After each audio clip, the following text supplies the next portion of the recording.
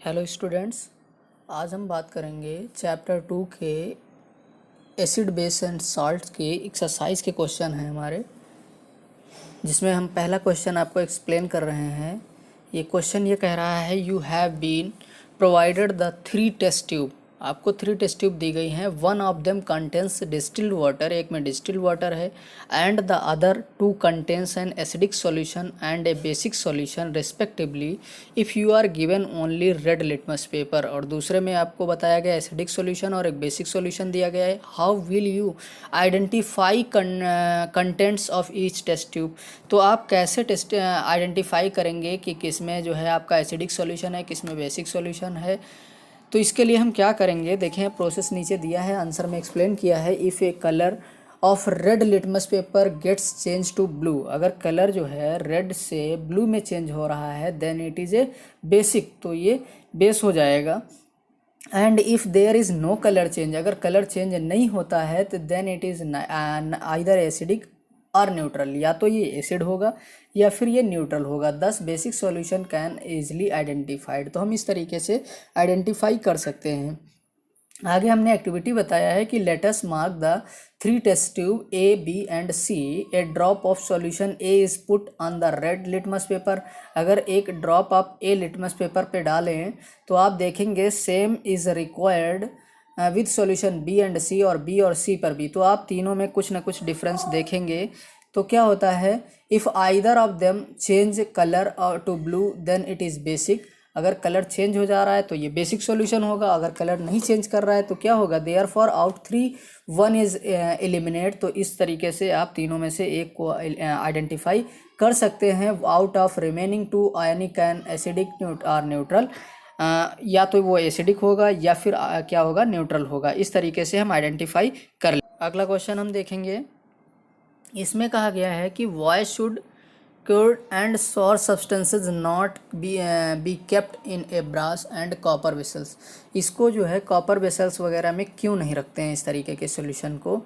तो curd and other sources substance contain acid, जिनमें क्या होता है ये एसिडिक होते हैं, जैसे दही वगैरह है। They are for when they are kept in brass and copper vessels, अगर दही को आप कॉपर के बर्तन में, तांबे के बर्तन में रख देंगे तो क्या होगा, the metal react with acid, जो मेटल है वो एसिड से रिएक्शन करेगा। Acid to liberate hydrogen gas, और हाइड्रोजन गैस का फॉर्मेशन करेगा जो कि हमारी बॉडी के लिए हार्मफुल होता है। Thereby spoiling the food, इससे हमारा खाना क्या हो जाएगा, ख़राब हो जाएगा। इसीलिए हम इसको जो है कर्ड वगैरह को जो है दही को तांबे के बर्तन में नहीं रखते हैं। जैसा कि आप रिएक्शन भी सामने देख सकते हैं, Zn+2H2SO4 मिलाएंगे तो Zn SO4 का होल ट्वाइस बनेगा, प्लस हाइड्रोजन गैस रिमूव होगी। जो हाइड्रोजन गैस है ये हमारे लिए बहुत ही हार्मफुल है, इसलिए हम इसको तांबे के बर्तनों में या पीतल में नहीं रखते हैं। अगला क्वेश्चन हम देखेंगे, which gas is usually liberate when an acid reacts with metal. अभी हमने बताया है कि अगर कोई एसिड मेटल से रिएक्ट करेगा तो क्या होगा। Illustrate with an example, how will you test for the presence of this gas. आप क्वेश्चन देख सकते हैं इसमें। तो आपने देखा एक फिगर दिया गया है, इस फिगर में हमने क्या लिया, एसिडिक सॉल्यूशन लिया है और रिएक्शन करा रहे हैं, मेटल से रिएक्शन कराएंगे तो क्या होगा। देखिए हमने बताया कि जब कोई मेटल एसिड से रिएक्शन करता है तो हाइड्रोजन गैस रिमूव होती है। तो इसमें भी आप देखें, Zn को H2SO4 से अगर हम रिएक्शन कराएं तो Zn SO4 का होल ट्वाइस बन रहा है और हाइड्रोजन गैस रिमूव हो रही है।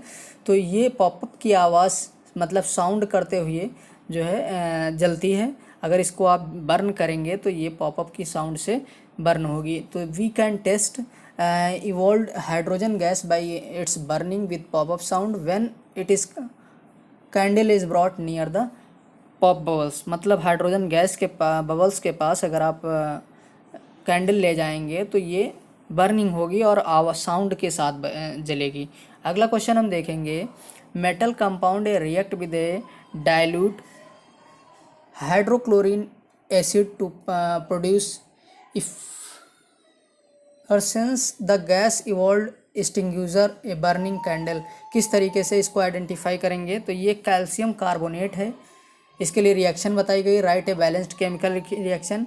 तो CaCO3 को 2HCl मिलाएंगे तो ये हमारा CaCl2 कैल्शियम क्लोराइड बनेगा, कार्बन डाइऑक्साइड बनेगा और क्या बनेगा, वाटर रिमूव होगा। क्योंकि आपको पता है Ca पॉजिटिव होता वैलेंसी होती है Ca की, इसमें क्लोरीन मिलेगी, क्लोरीन की वैलेंसी निगेटिव होती है, तो CaCl2 बन गया।